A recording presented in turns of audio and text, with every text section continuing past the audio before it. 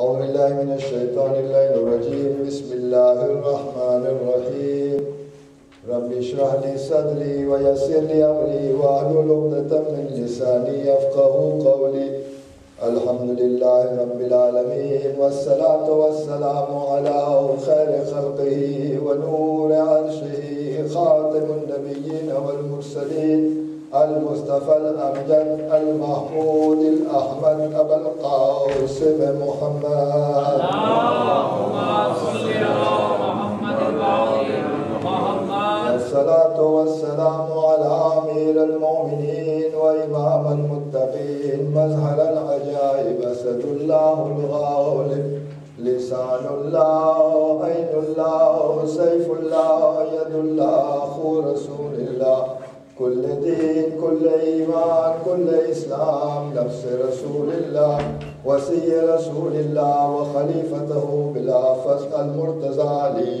ولي الله يا أهل بيته الطيبين الطاهرين المعصومين الذين أذهب الله عنهم الرجس وطهرهم تطهيرا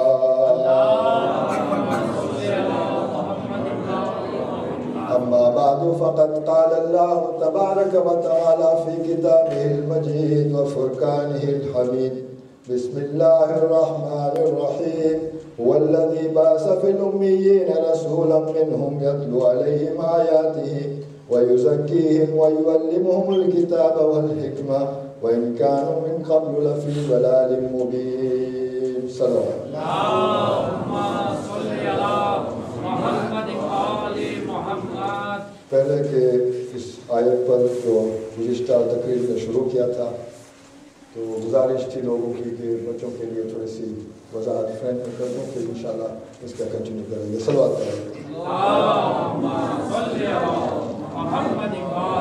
dans ce verset de Sourate Jumu'ah, deuxième verset de Sourate Jumu'ah, qui est le Sourate numéro 62, Allah subhanahu wa ta'ala dit qu'il nous a envoyé un prophète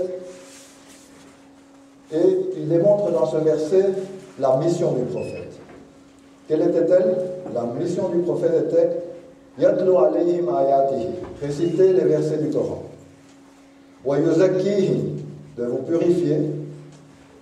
Wa yu'allimuhum al-kitab wal-hikmah, et de vous enseigner la connaissance du livre, c'est-à-dire le Coran, et la sagesse.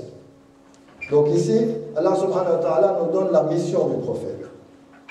En fait, la mission du prophète, pourquoi est-ce qu'il doit d'abord réciter le Coran et puis nous purifier? En fait, quand il récitera le Coran, qu'est-ce qu'on va entendre? On va entendre Bismillahir Rahmanir Rahim, c'est-à-dire qu'on commence toujours, tout revient à Allah subhanahu wa ta'ala. Et puis viendra Alhamdulillahi Rabbil Alamin, car Allah est le Seigneur des univers. Ar-Rahmanir Rahim, il est miséricordieux, le plus miséricordieux. Maliki Yawmiddin, c'est le maître du jour du jugement dernier. Et puis vous allez aussi voir dans le Coran Qul huwallahu ahad, Allahu samad, lam yalid wa lam yulad wa lam yakul lahu kufuwan ahad. Ça c'est sur l'Ikhlas, sur le Tawhid, c'est l'unicité d'Allah subhanahu wa ta'ala. Et dans ce même Coran, on va trouver des versets qui vont nous dire, en fait ces versets, à partir du moment où on les a entendus et qu'on accepte ces versets, ça va nous donner l'unicité, le monothéisme, donc de croire en Allah qu'il est un, unique. Comme il est unique, on est purifié de, je dirais, de la souillure du shirk, du polythéisme. On ne croit plus à plusieurs dieux, on croit à un seul Dieu. Et une fois qu'on est devenu pur, qu'on est purifié de ce polythéisme, qu'on croit en un seul Dieu, alors à ce moment-là, nous avons la capacité de comprendre la connaissance du livre. C'est pour ça que c'est après que le prophète dira, que Allah subhanahu wa ta'ala dit, c'est-à-dire c'est à ce moment-là qu'on peut vous expliquer et que vous pouvez comprendre ce que veut dire les versets du Coran. Alors, ça c'est la mission du prophète.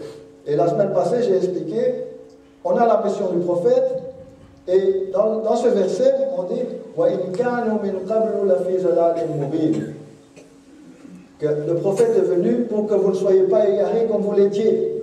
C'est-à-dire, ça démontre que sa mission est de guider, le hidayat, de nous apporter sur le droit chemin. Alors, ça veut dire que la mission est de nous amener sur le droit chemin. Mais est-ce que la mission s'arrête là? Si le programme d'Allah subhanahu wa ta'ala s'arrêtait là, après, qu'adviendra-t-il? Parce qu'il faut encore rester sur le droit chemin. Et il faut rester pur. On est purifié, on est sur le droit chemin dès qu'on a dit La ilaha illallah Muhammadur Rasulullah. Mais pour rester sur le droit chemin, pour rester pur, dans le Coran, on aura Kulla salukum alayhi ajran muwaddata fil qurba. Il y a aussi Qul in kuntum tuhibbuna Allah fattabiyuni yuhibbukumullah.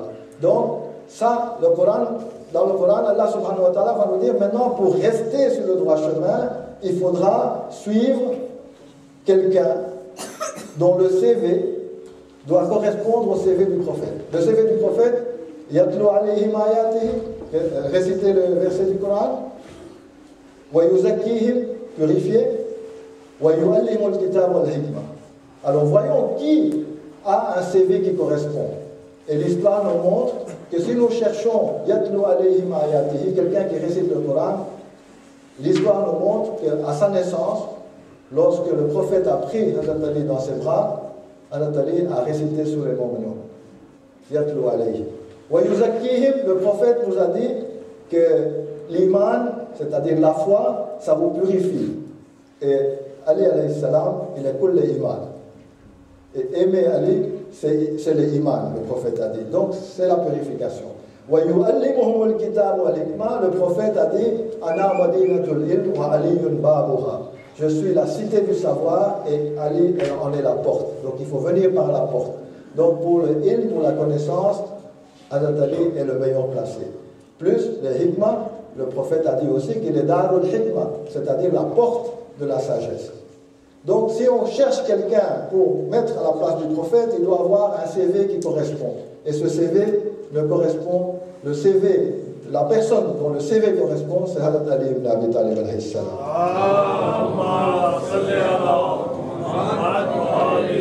Donc pour résumer, le prophète est venu pour, tous les prophètes sont venus pour nous guider. Le dernier message, c'est notre prophète, Muhammad Mustafa sallallahu alayhi wa sallam, qui nous ont guidés. Mais maintenant, pour rester, et pour ne pas être égaré, pour rester sur le droit chemin, il faut suivre Hazrat Ali alayhi salam et les imams, qui sont des infaillibles. Pour le prophète, l'introduction par Allah subhanahu wa ta'ala a dit Wa ma yantiqu anil hawa in huwa illa wahyun yuha. Il ne parle pas, il ne fait rien sans que ça soit de ma part. Donc tout ce qu'il fait est divin. Et ce même Coran va introduire maintenant, et on va en parler aujourd'hui, Inch'Allah, c'est-à-dire qu'aujourd'hui, je vais vous démontrer que si Allah